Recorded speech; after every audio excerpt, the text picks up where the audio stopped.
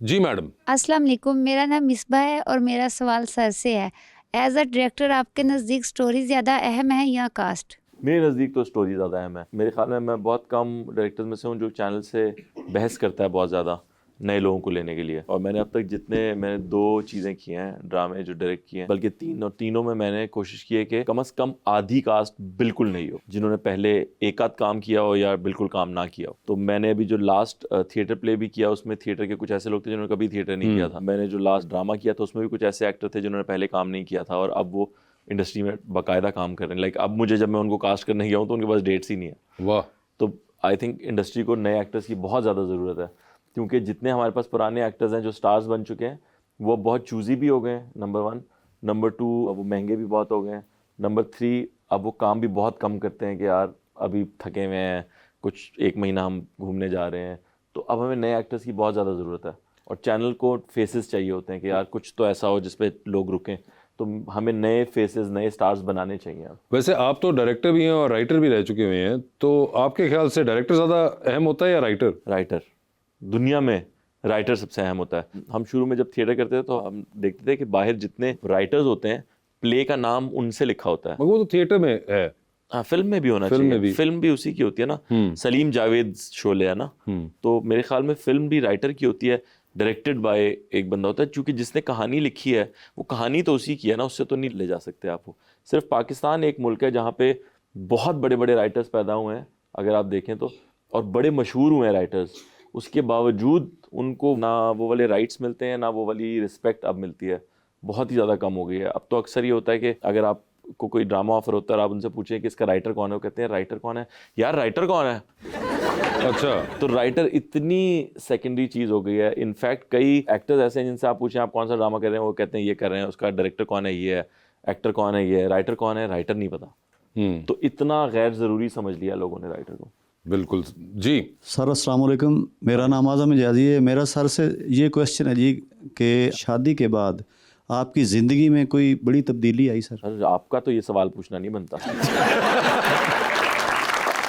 मुझे तो आप टोटल तब्दील हुए लग रहे हैं। तब्दीली शादी आप की है। सही फरमा रहे बिल्कुल, लेकिन मेरा बनता वो जाना चाह रहे हैं कि सिर्फ कहीं उनके साथ तो नहीं ऐसा हैंड हुआ, वो सबके साथ होता है, सिर्फ मैं ही मारा गया सर हूं। ये बिल्कुल नॉर्मल बात है, आप बिल्कुल रिलैक्स हो जाए। रिलैक्स है सर। तो आपका क्या तब्दीली आई सबसे बड़ी? शादी के बाद तब्दीली आती है और आना बहुत ज़रूरी भी है। अगर शादी के बाद जो लोग नहीं तब्दील होते उनकी ज़िंदगी में फिर काफ़ी ज़्यादा अप्स एंड डाउन्स आते हैं। ये बिल्कुल ऐसी है जैसे आपकी एज बढ़ जाए और आप एक टीनेजर की एक्टिंग करते रहें आम ज़िंदगी में, तो ज़िंदगी गुजारना बड़ा मुश्किल हो जाएगा। तो मेरे ख्याल में आप जैसे जैसे टाइम गुजरता है उसके साथ आपको चलना चाहिए और वैसा ही एक्ट करना चाहिए। कोई एक ऐसी आदत है जो आपने चेंज कर ली हो या छोड़ दी हो आफ्टर गेटिंग मैरिड? नहीं, कुछ भी।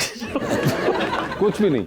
मैं कोई ऐसी बुरी खसलतों में था ही नहीं कभी नहीं, छोड़नी मतलब पड़ी। आदत कोई भी हो सकती है यार। असल में शादी के बाद जो अमूमन आदतें छोड़नी पड़ती हैं वही होता है दोस्तों में रात गए तक बैठना। वो मैं पहले भी नहीं बैठता था, मुझे जल्दी नींद आ जाती है। अच्छा। हाँ, तो वो फिर उसको छोड़ने की कोई ऐसी ज़रूरत नहीं थी। तो ऐसा कुछ नहीं है मेरे ख्याल में। ओके। हाँ, तो ये एक था जो आपने नहीं छोड़ा, कुछ वही वैसे का वैसे ही है पैकेज अभी तक? मेरे ख्याल में वैसे का वैसे ही है। हाँ, थोड़ा चेंज ये आता है कि आप हर काम अपनी मर्ज़ी से नहीं कर सकते। लाइक पहले मैं उठता था तो अंदरूनी सिंध चला जाता था, बलूचिस्तान निकल गए, पंजाब आ गए, गाड़ी उठाई दोस्तों के साथ निकल गए।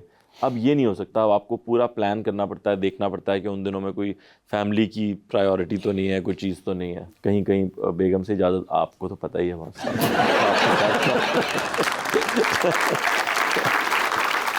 जी। अस्सलाम वालेकुम, मेरा नाम शहीर है। मेरा सवाल आपसे ये है कि अपनी अदाकारी में सबसे सख्त तनकीद किससे मिली ओए और किसकी तारीफ सबसे ज़्यादा यादगार रही आप? सबसे सख्त तनकीद ले उनका नाम ले ले। उनका वही। नहीं, उन्होंने मेरी अदाकारी पे तनकीद नहीं की। उन्होंने किस पे की थी? ड्रामे पे की थी। अच्छा, ओके। मेरी अदाकारी पे मेरा नहीं ख्याल कोई बहुत ज़्यादा तनकीद कभी किसी ने की है। हाँ, मैं ये हुआ था कि जब मैं पहली दफ़ा थिएटर का ऑडिशन देने गया था, अनवर साहब को ऑडिशन नहीं, मतलब मैं वो ड्रामा कर रहा था और अनवर साहब को पता चला ये लड़का है जो मेन रोल कर रहा है। अनवर साहब का पहला वो प्ले था थिएटर। अनवर मकसूद साहब। हाँ जी, अनवर मकसूद साहब का। और अनवर साहब ने दावर से कहा कि यार ये तो एक्टर नहीं सही, ये तो पेज देख के पढ़ रहा है, क्योंकि मैंने बहुत लेट ज्वाइन किया था, मैं टीवी कर रहा था। तो वो कहते हैं ये तो पेज देख के पढ़ रहा है, ये तो ठीक अदाकार नहीं है, मेरे ख्याल में इसको तुम ड्रॉप करो, इसकी जगह कोई और लेकर आओ। तो दावर ने कहा नहीं ये थिएटर का पुराना है और ये कर लेगा। कहते हैं मुझे बिल्कुल नहीं लग रहा कि तुम्हारी मर्ज़ी है। तो फिर बिलाल मकसूद ने कहा नहीं अब्बा ये अच्छा कर रहा है, मेरे ख्याल में कर लेगा। तो फिर मैंने वो 2-3 दिन पहले आया था, मैं ज्वाइन किया था शो से, तो मैंने कर दिया। तो यही एक शायद तनकीद थी। तारीफ़ ये हुई थी कि मैं पहले ही बता चुका हूँ कि हम आंगन टेढ़ा कर रहे थे, अनवर साहब का ही प्ले था, तो वो आंगन टेढ़ा पहले टीवी पे हुआ था, तो सलीम नासिर साहब ने वो कैरेक्टर किया था। तो मैं मेकअप करके घूम रहा था और मैं कुर्ता उसी कलर का पहनता था जो वो पहनते थे, और बाल वाल सब वैसे ही बनाता था। तो मैं वॉक कर रहा था शो से पहले, तो मैंने देखा एक खातून कोने पे खड़ी हैं और वो बहुत ज़ोर ज़ोर से रो रही हैं। तो मैं बड़ा परेशान हो गया, मैं अंदर गया, मैंने अनवर साहब खड़े थे, मैंने कहा उधर एक औरत हैं वो रो रही हैं बैक स्टेज पे। तो अनवर साहब बाहर आए, तो अनवर साहब गए, जाके उनको गले लगाया। मैंने कहा ये कौन है? तो पता चला वो सलीम नासिर साहब की बेगम थी। अच्छा अच्छा। और वो मुझे देख के उन्हें शायद पहली दफ़ा में ऐसा लगा कि जैसे वो उन्होंने वो कैरेक्टर को उस वक्त देखा हुआ था। तो वो फिर उन्होंने प्ले देखा और उसके बाद उन्होंने मेरी बहुत तारीफ़ की, तो मुझे बड़ी खुशी हुई क्योंकि वो बहुत मुश्किल कैरेक्टर था। बिल्कुल, वो बड़ा वो बहुत बड़े legendary, actor थे। बहुत बड़े, प्रॉब्ली पाकिस्तान की तारीख के मेरे ख्याल से जो टॉप 3 एक्टर्स में आते होंगे उसमें मरहूम सलीम नासिर का नाम मैं हमेशा कहता हूँ उसके अंदर बहुत ही टॉप में आता होगा। जी अस्सलाम वालेकुम सर, मेरा नाम जाहिदा है। मेरा सवाल आपसे है, मैं आपसे पूछना चाह रही थी कि विलन का किरदार अदा करते हुए क्या हकीकत में आपसे लोग डरे हैं? आपसे रियल लाइफ में कोई डरा है आपके विलन विलन का वाले किरदार कैरेक्टर अदा देखते करते हुए? हाँ जी, मैं जब जावेद इकबाल कर रहा था फिल्म, तो सख्ती थी वहाँ सेट पे कि बच्चे नहीं आएंगे सेट के ऊपर, ओके, क्योंकि वो कैरेक्टर ऐसा था कि बच्चों का वहाँ होना भी बनता नहीं था। तो एक दिन प्रोडक्शन टीम में से कोई बंदा अपने 2 बच्चों को ले आया वहाँ पे शूट दिखाने के लिए। तो मैं सीन से पहले खड़ा हुआ था बाहर, और सीन ये था कि पुलिस वालों ने मुझे अंदर कमरे में लेके जाना है और वहाँ मुझे मार पड़नी है। तो मैं बाहर खड़ा हुआ था और मैं अपने फुल कैरेक्टर में था और मैं ऐसे देख रहा था ऐसे लोगों को। तो मैं देखा 2 बच्चे थे, तो मैं अब उन बच्चों को ऐसे देख रहा था कि ये यहाँ क्यों आए हैं, क्योंकि अलाउड नहीं है। तो मैं उनको यूँ देख रहा था और वो बच्चे डर के मारे उसके पीछे छुप गए। ओके, तो बड़ा घबरा गए थे वो। मेरी बीवी ने जब मुझे पहली दफ़ा देखा उस कैरेक्टर में, तो वो भी बहुत डर गई थी।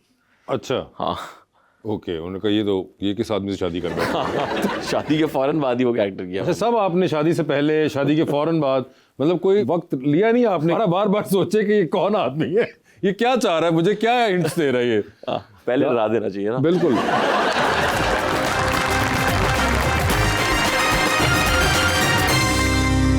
वेलकम बैक टू गपशप जी। तो अब वक्त है अंडर द स्पॉटलाइट का। पता तो है आपको 5000 आपका इंतजार कर रहे हैं अगर आप जनरल नॉलेज पे गए, नहीं गए तो फिर इधर ही हैं आप, ठीक है? तो यासर बता दीजिए फिर सर, जा रहे हैं चांद पे, किसी को ले जाएं साथ, जिसको लेके जाएंगे उनको वहीं छोड़ेंगे, अलबत्ता खुद तो वापस आ रहे हैं, किसको चांद पे छोड़ना चाहते हैं? General knowledge. ठीक है, जनरल नॉलेज। सर बता दीजिए, how many elements are in the periodic table? यार ये तो मुझे आता था। 8। जाना चाहेंगे ओरिजिनल सवाल है वापस? नहीं, मैं बताऊंगा। यार 2500 दे दूंगा। वही तो उनका खुद नहीं आइडिया। जेडा मैं नूरा ओडे है नूरे। एक मिनट, मुझे याद था 11। नहीं, ओरिजिनल पे एक जाएंगे और जनरल नॉलेज पे भी जा सकते हैं अगर आप चाहें तो। हाँ तो जाए ना। अच्छा, फिर पैसों का चांस उसी में है ना। हाँ, पैसों का चांस उसी के अंदर है। मैं तो अनवर साहब को सट्टे में डाल रहा हूँ, आपको मेरा ज़हन नहीं समझ आया अभी तक। ये भी है, बिल्कुल। What was the name of the first computer virus? Computer virus. जाना चाहेंगे ओरिजिनल ओरिजिनल पे जाएं। ओरिजिनल पे चलते हैं। बता दीजिए चांद पे किसको छोड़ना चाहेंगे आप? जी। ऑप्शंस आपके पास जो हैं वो है इमरान अशरफ और अहमद अली भट्ट। भाई आपकी खुशी है तो अहमद अली भट्ट को छोड़ देते हैं। देख ले भट्ट साहब, आपको पता है अगला पॉडकास्ट किसके बारे में करना है आपने। सर ये बताइए फिर, किसका फोन आए तो फौरन उठाएंगे, किसका फोन आए तो मैसेज पे जवाब दे देंगे, और किसका फोन आए तो फिलहाल फोन रख के आप कमरे से बाहर जा रहे हैं, ठीक है? General knowledge. जनरल नॉलेज पे अवाम के सामने वो दिखा रहे हैं कि उनको क्या पता है और क्या नहीं। सर ये जो पहला आप छोड़ते हैं ना वही आसान होता है। अच्छा, नहीं ठीक है। नहीं, आपको अगर लगता है तो मैं आपके लिए। Sir USB, what does it stand for? United states of Brazil.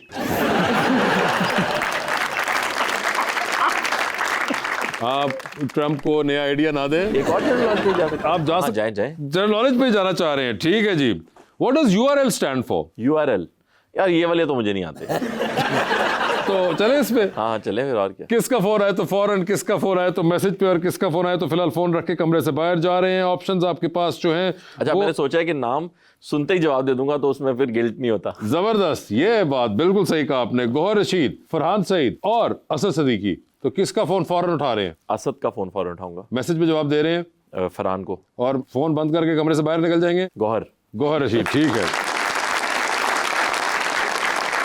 Left में एंटर हुए 3 लोग मौजूद हैं, एक की सेल्फी, एक को स्माइल, एक को कहना है कि आपका फ्लोर आ चुका जनरल हुआ है। नॉलेज। जनरल नॉलेज पे चले गए हैं फिर से एक बार। How many minutes are in a full week? आपने कहा जनरल नॉलेज। ये बिल्कुल वैसे ही जो उमर शरीफ साहब ने कहा था, खड़ी गाय में कितनी अदरक लगती है। ये कौन बता सकता है यार? यार मतलब एक फैक्ट है ये। हाँ नहीं फैक्ट तो है, लेकिन मुझे क्या नहीं पता। करूं मैं और बताएं? मैं फोन यूज कर सकता हूँ? जी नहीं। ठीक है, फिर ओरिजिनल सवाल पे जाए।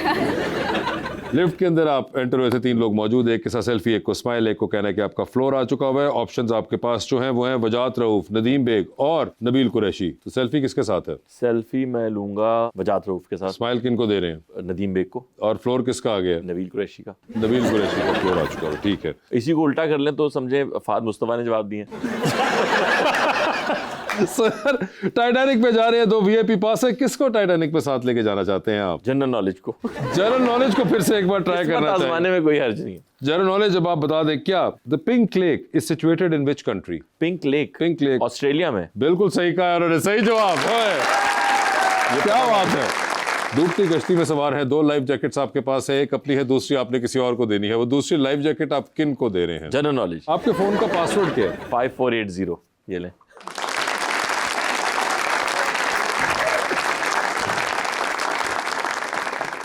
नहीं गुलाब। अरे वो तो 6 है ना, तो 00 भी है ना साथ। अब आपने गलत भाई 6 है ना। 5000 के पीछे घटिया हरकत नहीं होनी चाहिए। मैं बता रहा। मैंने आपको पूछा, आपने आगे से कहा 5480, मैंने लोगों के सामने दबाया, नहीं खुला वो। अरे 6 होते हैं ना, 00 तो आपने शुरू में क्यों नहीं बोला भाई? 00? 0 की कोई अहमियत नहीं है। जनरल नॉलेज कैंसिल कर दिया आपने। 5000 हाथ में जाके आपने वापस करवाया यासिर, ये सिर्फ आपने एक अपने 00 बचाने के चक्कर में। नहीं 00 भी नहीं है वैसे वो। ये देखिए। जी तो सर बताइए फिर। General knowledge. World's first YouTube video was uploaded in April 2005 bye.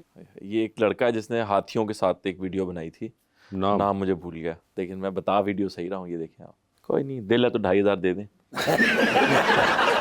आधी बात तो बता दिया मैंने। अगले सवाल पे चलूं या अगले सवाल पे चले? डूबती कश्ती पे नहीं जा रहे आप? नहीं पहले अगले सवाल पे चले। आपको वैसे बताया चलूं, उनका नाम जवाद करीम है। ये आप करीब पहुंच गए थे, जू से उन्होंने अपलोड की थी पहली। और आखिरी पता किसने लगाई थी? किसने? Jawad Bashir. Cryptography is a study of Waqar Zaka.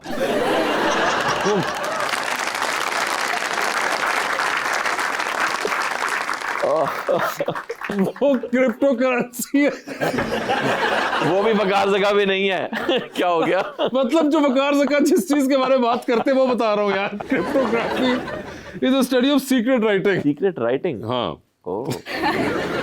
अब बताइए सर क्या करूं मैं? आखिरी सवाल भी इसका या जनरल नॉलेज? नहीं जनरल नॉलेज। क्या पूछूं मैं? ये मैं पहले ही पूछ चुका हूँ, चले आपके लिए दोबारा कर लेता हूँ। वो कौन सा झंडा जिसके 4 कोने नहीं है? नेपाल या भूटान का है? 2 तो नहीं, 1 होगा। आई थिंक नेपाल का है। फाइनल कर लें? नेपाल का है। बिल्कुल सही कहा, नेपाल का है। मुझे पता था। मुझ में ये चीज है। I am so full of general knowledge कि लोग मुझे सर ये जनरल नॉलेज आपका। जनरल नॉलेज किंग भी कहते हैं लोग। बिल्कुल, बहुत जनरल नॉलेज किंग भी कहते हैं आपको। और बड़ा आपने रिस्क लिया और उसके अंदर आप कामयाब रहे 2 जगह पे। मगर वो आखिरी सवाल था, मैं उसका जवाब दे सकता हूँ कॉम्प्लीमेंट्री अगर आप कहें। वो अच्छा, मायरा खान और सबा कमर इसमें करना क्या था? डूबती कश्ती में सवार थी दोनों, एक लाइफ जैकेट है। अरे पैसे आगे डुबाओ, दोनों को डुबाओ। जबरदस्त Yasir, thank you so much for being on the show. हमेशा की तरह बड़ा मजा आया आपके साथ and best of luck and thank you so much everyone. बहुत शुक्रिया।